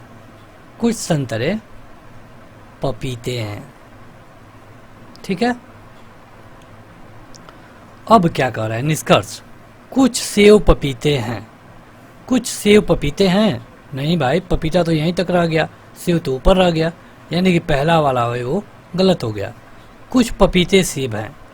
कुछ पपीते सेब हैं, नहीं, बिल्कुल नहीं, दूसरा भी गलत हो गया। यानी कि यहाँ से आपका क्या निष्कर्ष निकला? यहाँ पे जो निष्कर्ष निकला ये है कि ना तो पहला और ना तो दूसरा, यानी कि ऑप्शन नंबर चौथा सही होगा। क्वेश्चन है 53 नंबर का और ये मैथ का क्वेश्चन है। काफ़ी अच्छा क्वेश्चन है, आप भी इसे हल करिए। अगर आपका उत्तर आता है तो हमें कमेंट करके बताएं। क्वेश्चन है कि ए और बी ने 5040 रुपये में किसी कार्य को पूरा करने का ठेका लिया। मतलब कि कोई काम है और उसको दोनों लोग ने कहा मिला करके कि हम 5040 रुपये अगर हम लोग को मिल जाए तो हम दोनों लोग मिल करके इस काम को पूरा कर देंगे। ए अकेला उस काम को 5 दिन तथा बी अकेला उस काम को 8 दिन में पूरा कर सकता था। मतलब उनको 5040 रुपये चाहिए थे, चाहे वो अकेले अकेले करें चाहे एक में करें। और ए करेगा तो 5 दिन में पूरा कर देगा, बी करेगा तो 8 दिन में पूरा कर देगा। पर सी और डी की सहायता से उन्होंने उसी कार्य को 3 दिन में पूरा कर लिया। यदि सी ने डी से दुगुना कार्य किया तो बी और डी के भागों में कितना अंतर था। मतलब कि बी और डी का जो भाग मिला, पैसा मिला, जाहिर सी बात है कि देखिए जब इतना का ये पूरा ठेका है तो जो जितना ज़्यादा काम करेगा उसको उतना पैसा मिल जाएगा। जो सबसे तेज करेगा उसको ज़्यादा होगा, जो सबसे स्लो काम करेगा उसको ज़्यादा कम पैसा मिलेगा। तो यहाँ पे कहा गया है कि सी ने डी से दुगुना कार्य किया। यानी अगर आप मान लेते हैं कि सी उस काम को x दिन में ख़त्म कर देता होगा तो डी उस काम को कितने दिन में ख़त्म करेगा? 2x दिन में। 2x दिन में क्यों? क्योंकि जो सी है वो डी से दुगुना काम कर रहा है, तो जो दुगुना काम कर रहा है वो आधे दिन में काम खत्म कर देगा। अब उसी तरह जो ए है, एक काम को 5 दिन में और बी उसको 8 दिन में करता है। देखिए अगर हम सब कुछ ले लें तो ए का 1 दिन का काम क्या होगा? 1/5। बी का 1 दिन का काम क्या होगा? बी का 1 दिन का काम होगा 1/8 और सी का 1 दिन का काम होगा 1/x और डी का 1 दिन का काम होगा 1/2x। इस तरह हो गया। अब जब ये मिल जा रहे हैं ए, बी और सी और डी, तो ये काम खत्म हो जा रहा है 3 दिन में, यानी कि 1/3। अब यहाँ से आपको x की वैल्यू निकालनी पड़ेगी और लगभग क्वेश्चन का आधा हिस्सा यहाँ पे सॉल्व हो जाएगा। अगर आप वैल्यू निकालेंगे तो जो आपका एलसीएम होगा ये हो जाएगा 120, नहीं 40 करिए,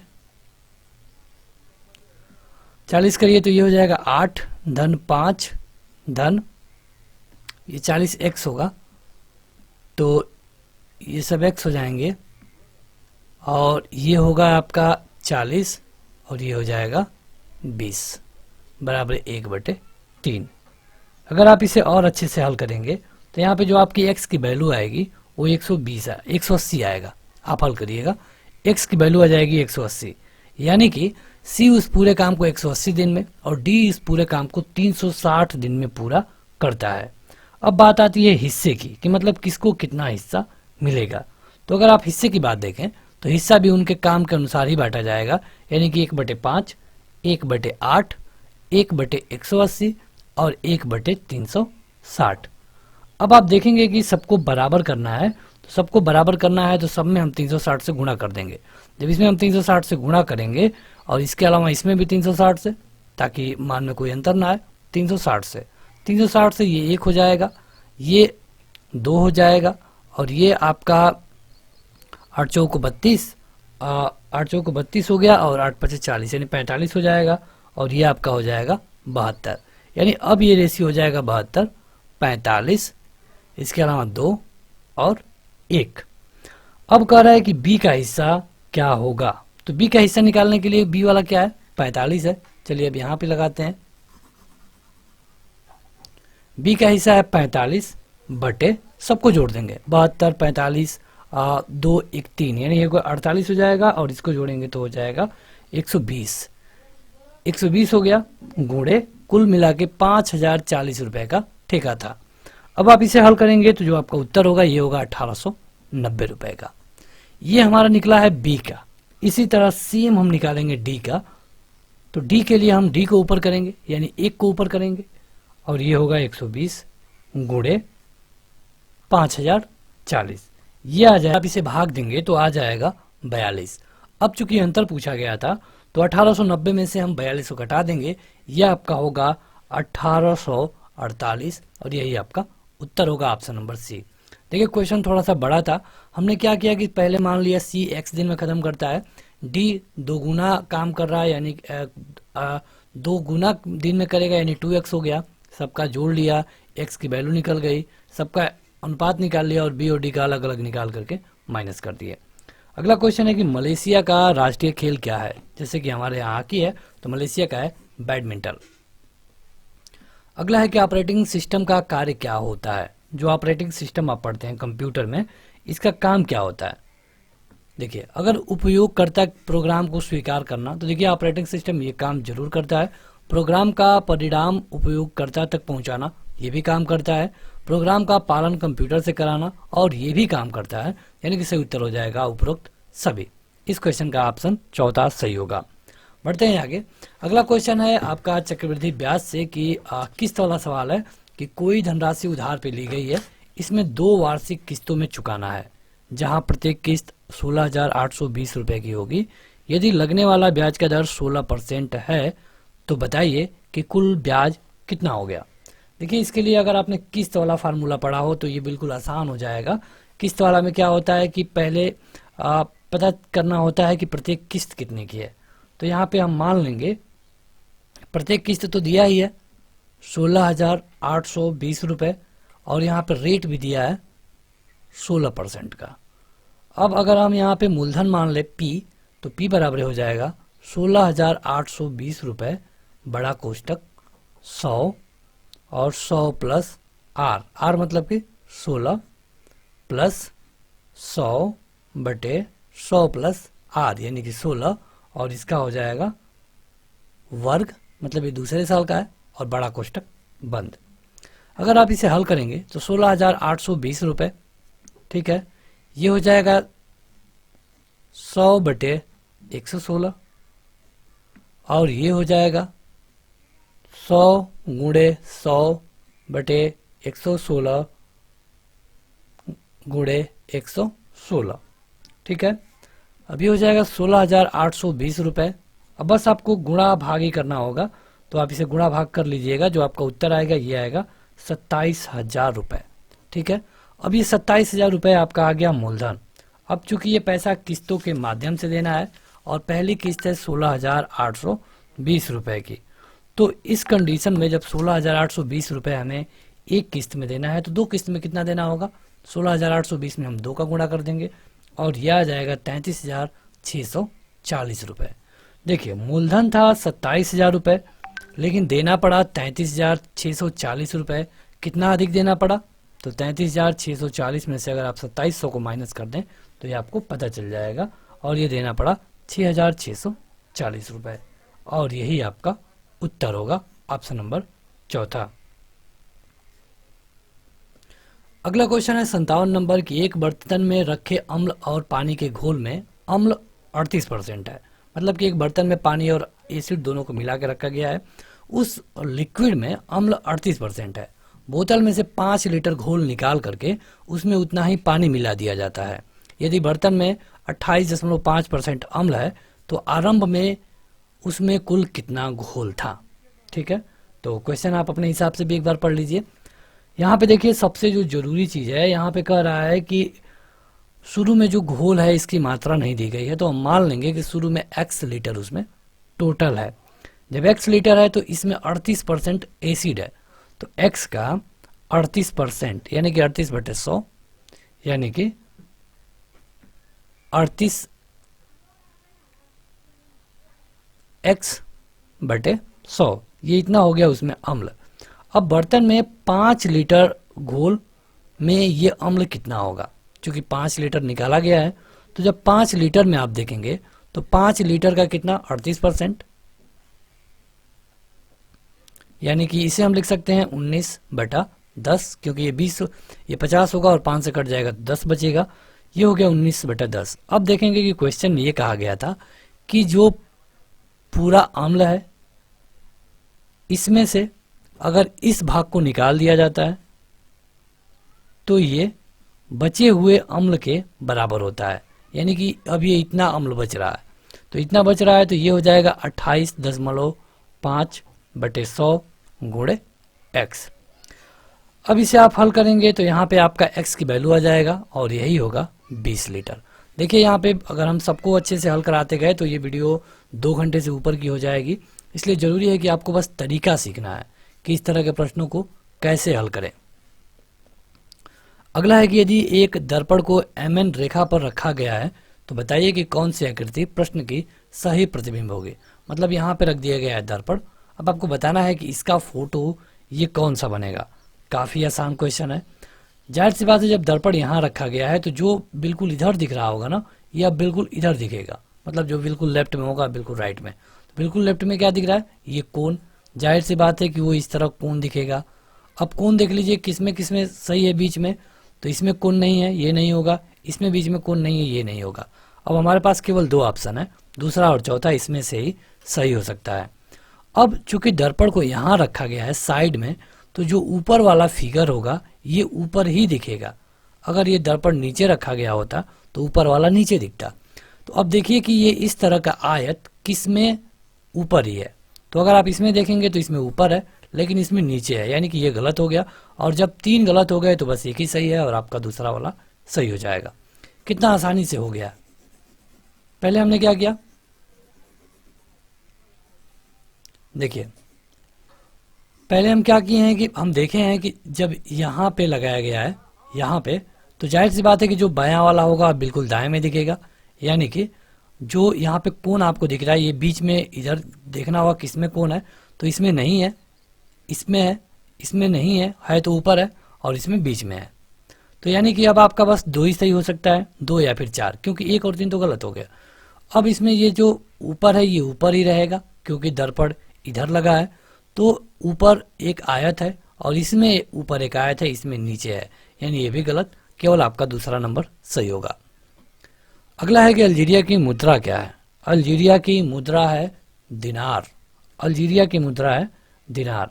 अल्जीरिया कैसा देश है, ये अफ्रीका का देश है, एक अफ्रीकी देश है।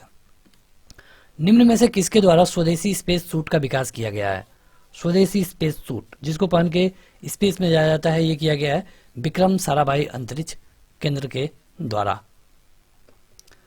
अगला है यहाँ पे देखिए 61-62 के लिए एक ही बार निर्देश दिया गया है, जैसे कि कलम लेखन सामग्री है, पृथ्वी चंद्रमा है, सूर्य तारा है, चित्रकार कलाकार है। तो बताइए कि इनमें से कौन अलग किस्म का है या फिर गलत कह सकते हैं।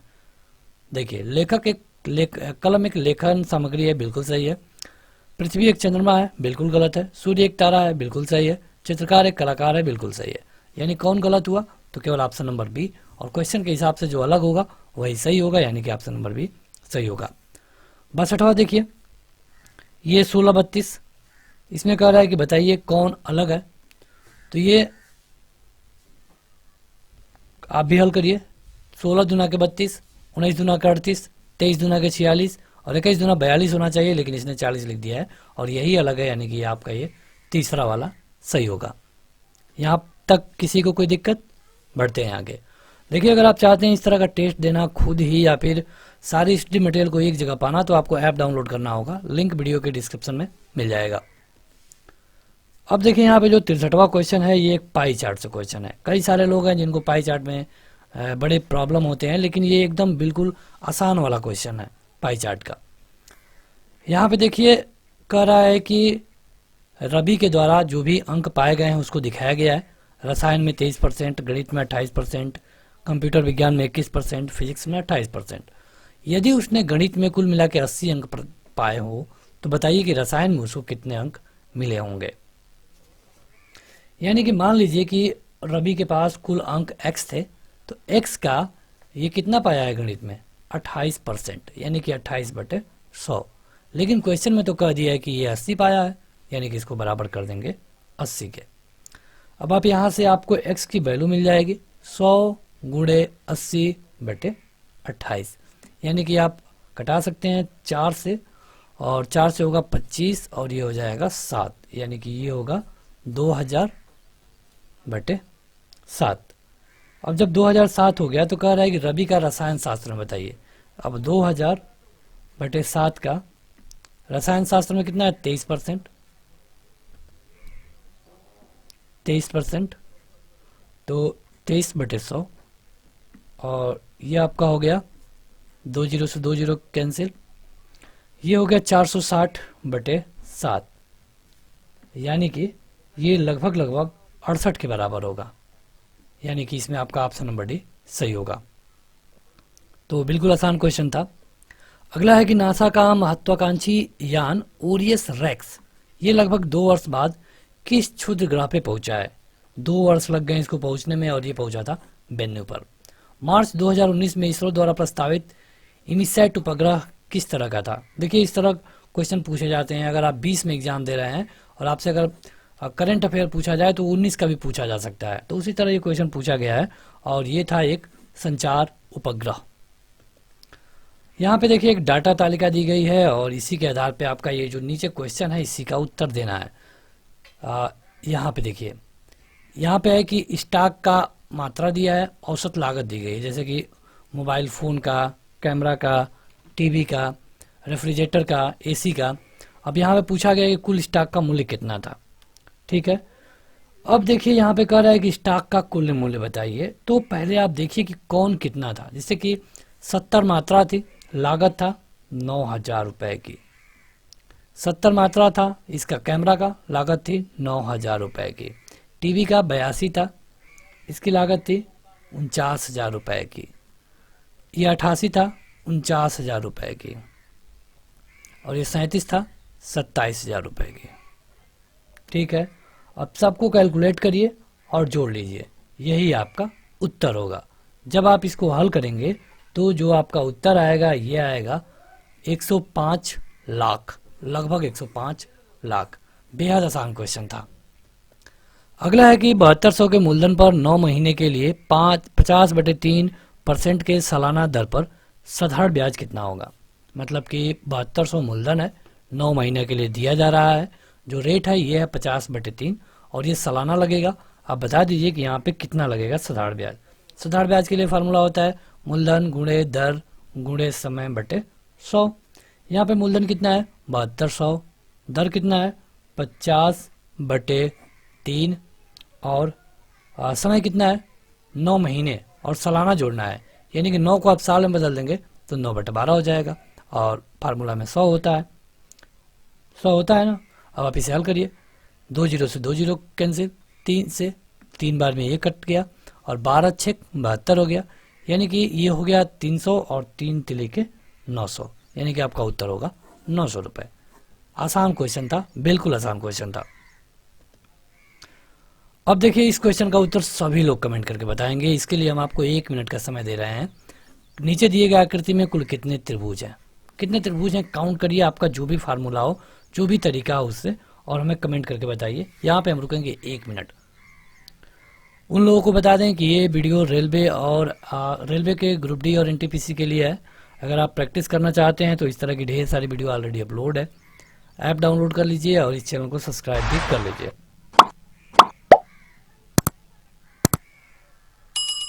यहाँ पे देखिए कह रहा है कि कितने त्रिभुज हैं। पहले तो इसके कई सारे तरीके हैं, एक जो रैंडम तरीका है वो भी हम देख लेते हैं। पहले काउंट करना शुरू करेंगे एक तरफ से, 1 2 3 4 5 6 7 8। अब ये देखिए 9 10 11 12, इसके बाद नीचे वाला ये 13 14 15 और ये 16, ये हो गए 16। इसके अलावा देखिए अब आपको कहाँ से इसमें मिलने वाला है, तो इसको थोड़ा सा हम क्लियर कर देते हैं। तो अभी तक आपने सारे बाहर बाहर वालों को देख लिया था, अब 16 हो गए थे। अब देखिए ये वाला 17, यहाँ से ये 18, यहाँ से ये 19 और यहाँ से ये 20, यानी कि इसमें कुल मिला के 20 त्रिभुज होंगे। अगला है कि 1 मार्च 2019 को किस कंपनी के द्वारा इथियोपियर इंस्टीट्यूट के द्वारा विश्व की सबसे बड़ी नैतिक कंपनी के रूप में मान्यता दी गई। ये किस कंपनी को दी गई यही पूछा गया है और ये मिला था टाटा स्टील को, भारत की टाटा स्टील को। अगला है कि 22 फरवरी 2018 को त्रिपुरा का प्रथम मेगा पार्क फूड बनाया गया था और आपसे ये पूछा गया है कहाँ पे, तो ये बना था उसकी राजधानी अगरतला में। अगला है रीजनिंग का क्वेश्चन कि अंग्रेजी वर्णमाला के प्रत्येक अक्षर को यदि वर्णमाला में उनके क्रमांक के अनुसार मूल्य दिया जाए तो निम्नलिखित में से किसके सभी अक्षरों के मूल्य का योग सबसे अधिक होगा। मतलब कि एच को अगर 8 लिखा जाए, ई को 5 लिखा जाए, ए को 1 लिखा जाए, इस तरह जो जिसका जो नंबर आता है तो किसका मूल्य सबसे ज़्यादा होगा जोड़ने पर। देखिए जाहिर सी बात है कि जिसमें ज़्यादा पीछे वाले नंबर होंगे उनका ज़्यादा होगा। अगर आप इसमें से देखेंगे हर्ट को ART, इसका कितना होगा, इसका होगा 8 5 1 और 18 20, आप जोड़ेंगे तो हो जाएगा ये 52। इसके अलावा लीवर है LIVER, तो लीवर का आप देखेंगे तो होगा 12 9 22, 5 और 18 का होता है 18। ये हो जाएगा 23, 23, 22, 45, 45, 9 यानी कि हो जाएगा 66। इसके बाद हो जाएगा लंग्स का। देखिए आपको तेज कैलकुलेशन करना आना चाहिए और इसका कोई फार्मूला नहीं है, आपको ज़्यादा प्रैक्टिस ही करनी होगी। जब आप प्रैक्टिस करेंगे ज़्यादा से ज़्यादा तो ये हो जाएगा, और ये हो जाएगा आपका 73, और एक है तीत। तो तीत का होता है इसका 20, 5, 5, 20 और 8 यानी कि हो जाएगा 58। बस देख लीजिए किसका है, ये वाला लंग्स का है और यही आपका उत्तर होगा। अगला है कि 4 छात्राएं एक चौकोर मेज के चारों ओर बैठी हैं, मतलब एक चौकोर मेज है और इसके चारों तरफ मंजू अंजू के दाएं ओर बैठी है तथा बीना कमला की बाएं ओर बैठी है। तो बताइए कि कौन सी दो छात्राएं आमने सामने बैठी है जबकि कमला अंजू की बाएं ओर बैठी हो। मतलब एक टेबल है इस तरह का, हम बैठाएंगे यहाँ पे, यहाँ पे, यहाँ पे, यहाँ पे, तो क्यों ना हम इसको डिलीट कर दें। ठीक है, परीक्षा में भी आपको इसी तरह टेबल नहीं बनाना चाहिए, इसी तरह हल करना चाहिए, आसानी से हल कर पाएंगे। कह रहा है कि कमला अंजू के बाएं ओर बैठी है, कमला अंजू के बाएं ओर बैठी है, यानी कि यहाँ पे अगर आप कमला बना दें तो यहाँ पे आपको अंजू बनाना पड़ेगा। ये अगर हम मुंह अंदर करके बैठने की बात करें तो मंजू अंजू के दाएं ओर बैठी है, अंजू के दाएं ओर बैठी है मंजू। ठीक, तथा बीना कमला के बाएं ओर बैठी है, बीना कमला के बाएं ओर बैठी है। कमला है इसका बाएं क्योंकि हम अंदर मुंह करके बैठा रहे हैं। तो बताइए कि कौन सी दो छात्राएं हैं जो कि आमने सामने बैठी हैं। तो बिमला और अंजू आमने सामने हैं, बिमला और बीना और अंजू। तो देखिए इसमें से कौन सा आपका जो ऑप्शन है वो बैठता है, मंजू और कमला, मंजू और कमला ये भी बिल्कुल सही है, मंजू और अंजू ये गलत है, यानी कि आपका ऑप्शन नंबर चौथा ही सही होगा। अगला क्वेश्चन है कि 73 नंबर की इनमें से कौन सी अभाज्य संख्या है जो कि 2176 को विभाजित करने के समय 9 शेष छोड़ती है। मतलब कौन है जिसको अगर हम 2176 में भाग दें तो 9 शेष आएगा। तो इसके लिए कई तरीके हैं। 9 शेष छोड़ने का क्या मतलब है कि 9 शेष जब भी वो संख्या छोड़ेगी, जाहिर सी बात है कि 9 से के आसपास के जो नंबर होंगे उससे वो भाग नहीं जाता होगा। यानी कि आप चाहे तो पहले तो सबसे भाग दे के देख लीजिए, अगर आप भाग दे के देखेंगे तब भी आपको पता चल जाएगा। वैसे इसका 197 ही होगा क्योंकि ये बड़ा है और इसमें 9 शेष छोड़ देने के चांसेस ज़्यादा हैं। प्रवासी भारतीय दिवस कब मनाया जाता है? ये इसलिए मनाया जाता है कि इसी दिन गांधी जी 9 जनवरी 1915 को भारत आए थे और इसीलिए बनाया जाता है हर साल 9 जनवरी को। गीतांजलि किसकी रचना है? देखिए इसीलिए इनको नोबेल भी मिला। भारत में सबसे पहला नोबेल मिला था 1913 में रविन्द्रनाथ टैगोर को, और गीतांजलि जो इनकी रचना है ये है रविन्द्रनाथ टैगोर की। क्या आप बता सकते हैं भारत में दूसरा नोबेल किसको मिला? 1930 में मिला था सीवी रमन को। क्यों मिला था? रमन इफेक्ट के लिए, फिजिक्स में मिला था। अगला है कि 3 का पावर x प्लस 2 बराबर है 243। तो बता दीजिए कि x की वैल्यू क्या है। कितना आसान क्वेश्चन है, कितना आसान है, क्योंकि आपको अगर पता हो कि मतलब कि 3 का पावर कितना करेंगे तो 243 हो जाएगा, तो आप आसानी से निकाल सकते हैं। देखिए ये 3 का पावर होता है 5, क्योंकि अगर आप 3 का पावर देखिए अगर 3 का आप देखेंगे इस तरह 3 से लेकर 9, 3 27, 81 और 81 का 3 करेंगे तो हो जाएगा 343, यानी कि 3 का पावर 5 होता है। ठीक है, तो अब x प्लस 2 के बराबर आ गया 5, यानी कि x के बराबर आ गया 3, और ये आपका ऑप्शन नंबर दूसरा सही होगा। अगर आप रेलवे के कैंडिडेट हैं तो आपके लिए तो बिल्कुल आसान है ये। अगला देखते हैं 77 नंबर कि किसी वस्तु का क्रय मूल्य उनके अंकित मूल्य का 90% है, अंकित मूल्य पर 1% छूट देने के पश्चात लाभ परसेंटेज कितना होगा। देखिए पहले आप ये जानिए कि अंकित मूल्य क्या होता है। तो अंकित मूल्य ये होता है जो उस पर प्रिंटेड रहता है, अंकित रहता है।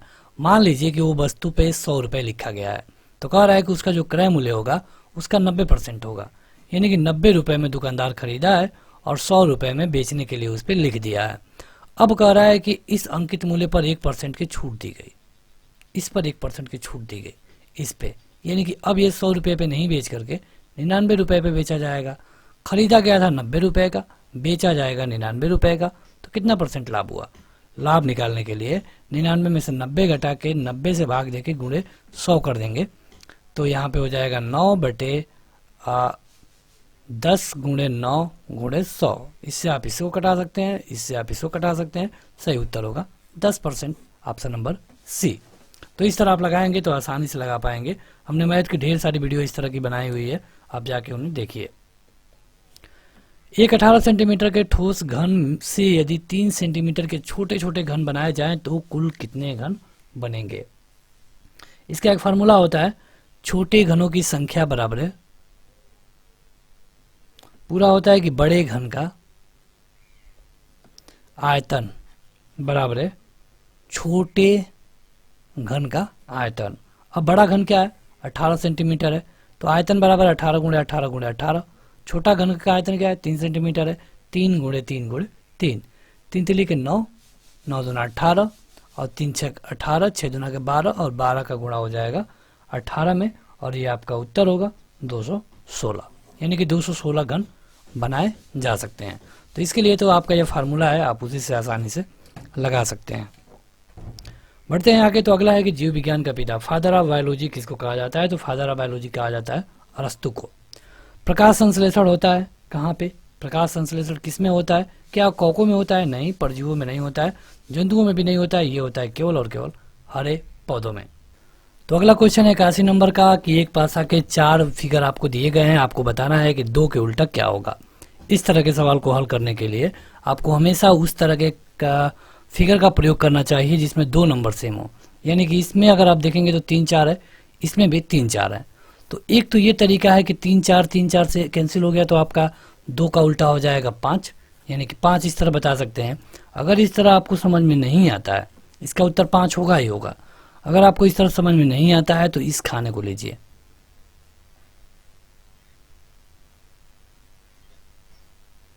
यहाँ 2, यहाँ 3 और यहाँ पे 4 है।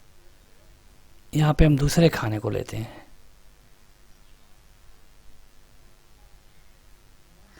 3 है, 5 है, 4 है। अब देखिए, अगर इस 3 को हम मतलब इस पासा को एक बार ऊपर की तरफ करें, मतलब कि ये 3 यहाँ पे आ जाए, तो ये 2 कहाँ जाएगा? जाहिर सी बात है कि जब एक बार इसे हम उल्टा कर रहे हैं और ये 3 यहाँ पे जाएगा तो ये 2 इस 3 के इधर चला जाएगा, इस साइड में चला जाएगा जो हमको नहीं दिखेगा, लेकिन 4 वहीं पे रहेगा। अब जब ये 3 यहाँ पे आ गया तो जो हमारा 2 है इसके पीछे चला गया है, जो हमें नहीं दिख रहा है। लेकिन अब इस फिगर से मिलाइए, इसके ऊपर 3 है, इसके साइड में 4 है, इसके ऊपर 3 है, इसके साइड में 4 है, लेकिन इसके सामने है 5, यानी कि यहाँ पे हो गया 5 और पीछे हो गया 2, यानी कि 2 का उल्टा क्या होगा? 5 ही होगा। इस तरह आप लगा सकते हैं। देखिए अगला है 82 नंबर की, प्रत्येक प्रश्न में एक शब्द दिया गया है और इसके बाद 4 विकल्प दिए गए हैं। चारों विकल्पों में से वह शब्द चुनिए जो कि प्रश्न में दिए गए मूल शब्द के अक्षरों का प्रयोग करके बनाया जा सकता है। मतलब यहाँ पे मेजरमेंट लिखा है और बताना है कि इसके शब्दों को मिला करके कौन बनाया जा सकता है। तो आप देखेंगे कि पहला को नहीं बनाया जा सकता है क्योंकि इसमें आई है और इसमें कहीं पर आई नहीं है। दूसरे को आप देखेंगे तो दूसरे को भी नहीं बनाया जा सकता है, और दूसरे को नहीं बनाने का कारण यह है कि इसमें एक ही यस है और इसमें 2 बार यस है। उसी तरह आपको आगे चेक करना होगा। तीसरे को आप चेक करेंगे तो तीसरे को भी आप नहीं बना सकते हैं क्योंकि इसमें यल है और इसमें यल नहीं है। अब बस एक ही ऑप्शन बचा और यही सही होगा। वैसे आप देख सकते हैं यम ए है तो यम ए है, यस टी ई आर यानी सब है, यानी कि चौथे वाले को आप बना सकते हैं। इस तरह का क्वेश्चन इसी तरह हल होता है। 43 नंबर है कि एक रेलगाड़ी है जो कि 18 किलोमीटर प्रति घंटा की गति से चलने वाली है। यह एक बिजली के खंभे को पार करती है। यदि रेलगाड़ी की लंबाई 540 मीटर है तो रेलगाड़ी खंभे को पार करने में कितना समय का सेकंड लेगी? खंभा, पोल या फिर कोई आदमी, इस तरह के जो भी हैं इनको पार करने में वो अपनी बराबर दूरी तय करती है। तो हमारा जो फार्मूला होता है चाल बराबर है दूरी बटा समय। तो दूरी कितना हुआ? वो अपनी बराबर दूरी तय करेगी 540 मीटर। समय कितना लगा? तो समय लगा है, समय नहीं पता है तो समय को हम छोड़ देंगे। चाल कितना है?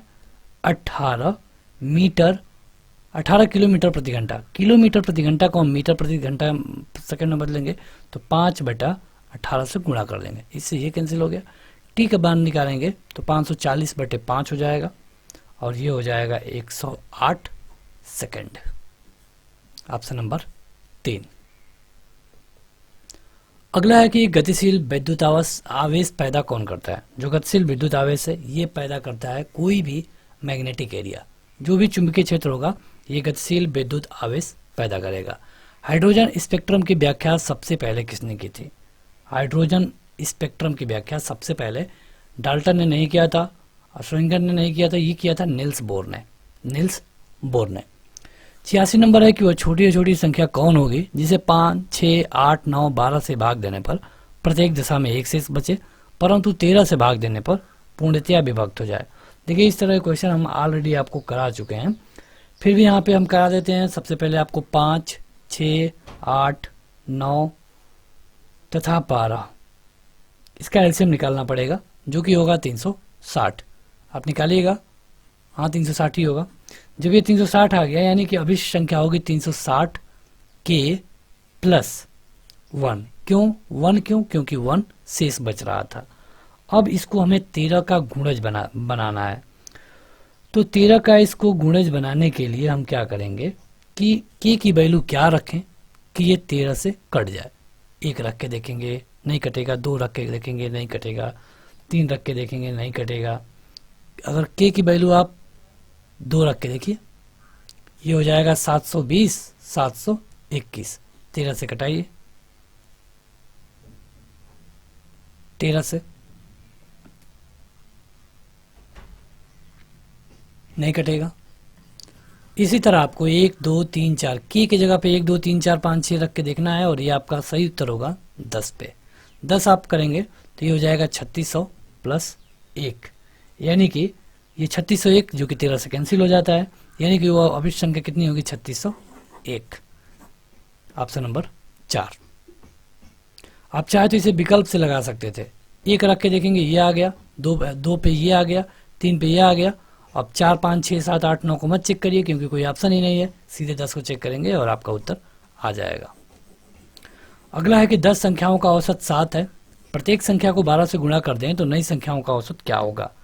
इस तरह के क्वेश्चन का एकदम सिंपल क्वेश्चन है कि जब किसी का औसत दिया गया हो और प्रत्येक में एक नंबर से गुणा करेंगे तो उसके औसत में भी उसी नंबर से गुणा हो जाएगा। पहले औसत 7 था, प्रत्येक में 12 से गुणा कर रहे हैं यानी कि औसत हो जाएगा 84। सिंपल क्वेश्चन, बिल्कुल सिंपल। यहाँ पे देखिए आकृति का अध्ययन करिए और दिए गए सवालों का जवाब दीजिए। आयत सॉफ्टवेयर कंपनी को दर्शा रहा है, त्रिकोण ग्रामीण है, वृत्त पोस्ट ग्रेजुएट है और वर्ग पी है। पीओ को, जो पीओ लोग हैं उनको बता रहा है वर्ग। तो अब इसमें क्वेश्चन क्या है ये देखिए। यहाँ पे देखिए क्वेश्चन में थोड़ी मिसटाइपिंग हुई है। अगर आप देखेंगे 88 नंबर वाले को, तो क्योंकि यहाँ पे सबका डिटेल तो दिया गया है लेकिन क्वेश्चन में पूछा नहीं गया है कि आपको करना क्या है। तो इसमें ये बताना है आपको कि इसको देख करके आगे वाले क्वेश्चन को हल करना है। जैसे इसको सही कथन चुनिए। कुछ पीओ सॉफ्टवेयर कर्मचारी हैं, तो पीओ कौन है? ये जो है ना ये पीओ हैं। कर्मचारी कौन है? कर्मचारी ये हैं, ठीक है। तो जाहिर सी बात है कि कुछ पीओ लोग कर्मचारी हैं क्योंकि इसमें ये दिया गया है, यानी कि इसका जो ये पहला वाला सही है, बाकी तो गलत ही होगा। दूरदृष्टि वाले व्यक्ति के लिए निकटतम बिंदु कितना होता है? जिस व्यक्ति को एक रोग हो जाए दूरदृष्टि का, चाहे नहीं भी हो, तो 25 सेंटीमीटर से अधिक उसका निकटतम बिंदु चला जाएगा, क्योंकि एक अच्छे व्यक्ति का 25 सेंटीमीटर होता है। जब उसको दूरदृष्टि हो जाएगा तो ये 25 सेंटीमीटर से अधिक हो जाएगा। पेयजल में रोगाणुनाशक के रूप में कौन से गैस का प्रयोग करते हैं?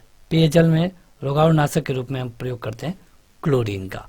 क्लोरीन डालते हैं ताकि हम उस पानी को आसानी से पी सकें। यहाँ पे देखिए 91-92 को आपको तर्क देना है कि अगर आपका केवल पहला तर्क सही है तो पहला उत्तर देना है, दूसरा है तो दूसरा, तीसरा तर्क तभी देना होगा जब दोनों में से कोई सशक्त नहीं है, और चौथा उत्तर दीजिए अगर दोनों ही सशक्त हैं। कथन है कि क्या भारत को परमाणु बम बनाने चाहिए, बताइए। तर्क है कि हाँ, देश की संप्रभुता और अखंडता की रक्षा करना अनिवार्य है, नहीं इससे एशियाई क्षेत्र में राष्ट्रों के बीच शक्ति संतुलन बिगड़ जाएगा। अब आपको बताना है कि इसमें से कौन सही है, क्या पहला सही है, दूसरा सही है, दोनों सही हैं या फिर दोनों गलत हैं, बताइए।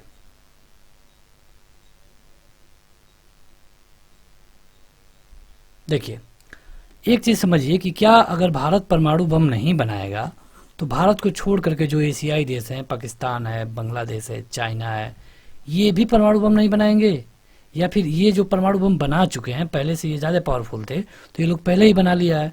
तो जब ये पहले से बना लिए तो क्या अगर हम परमाणु बम नहीं बनाएंगे तो ये अपने पुराने परमाणु बमों को खराब कर देगा? बिल्कुल ये लोग खराब नहीं करेंगे, ये लोग रखे रहेंगे। और रखे रहेंगे तो जरूरी है कि आपको भी अपने देश की संप्रभुता और अखंडता की रक्षा के लिए परमाणु बम रखना चाहिए।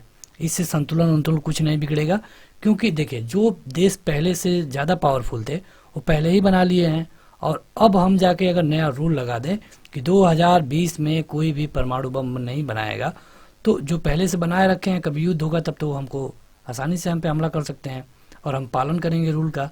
तो ये बिल्कुल गलत है, हमें परमाणु बम बनाना चाहिए।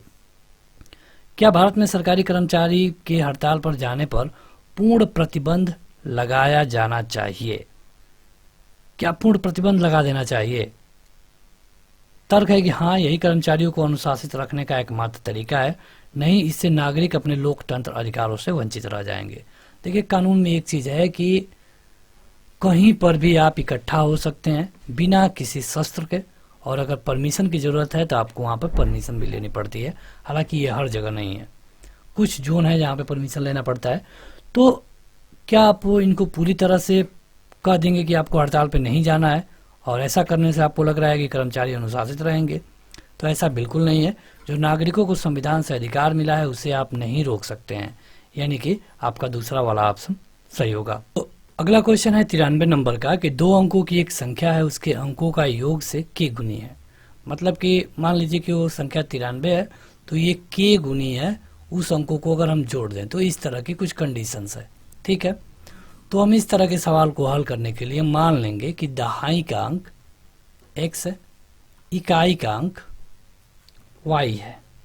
जब हम इसको संख्या के रूप में लिखेंगे तो ये होगा 10x प्लस वाई बराबर है k गुना होना चाहिए x प्लस वाई के। ठीक है, अब आप सब जगह माइनस कर दीजिए, तो -10x minus Y minus kx minus ky। अब क्या करिए कि दोनों तरफ 11x और प्लस 11y जोड़िए, दोनों तरफ जोड़ेंगे ताकि मान में कोई अंतर ना आए।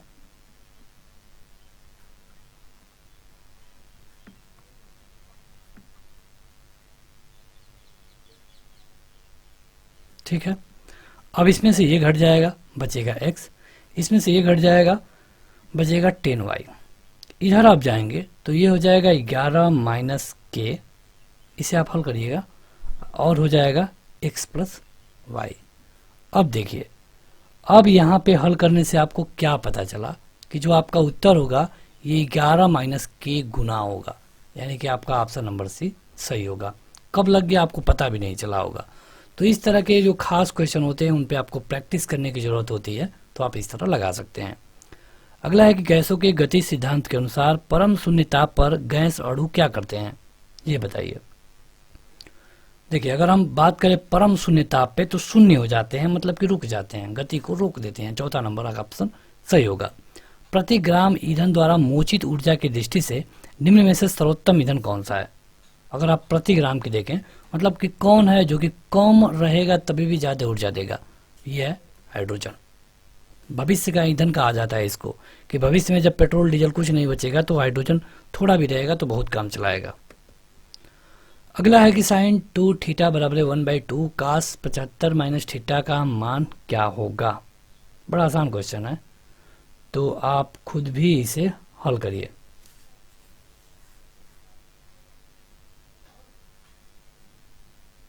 देखिए, साइन कितने डिग्री का मान 1/2 होता है, ये तो पता ही होगा, 30 डिग्री का, यानी 2 थीटा बराबर 30, यानी थीटा बराबर कितना हो गया 15, ये तो आपको पता ही चल गया, थीटा बराबर है 15। अब कह रहा है कि कास 75 माइनस थीटा, थीटा का मान आ गया 15, इसका मान बताइए, तो ये जाएगा कास 60 डिग्री, और कास 60 डिग्री का मान कितना होता है 1/2।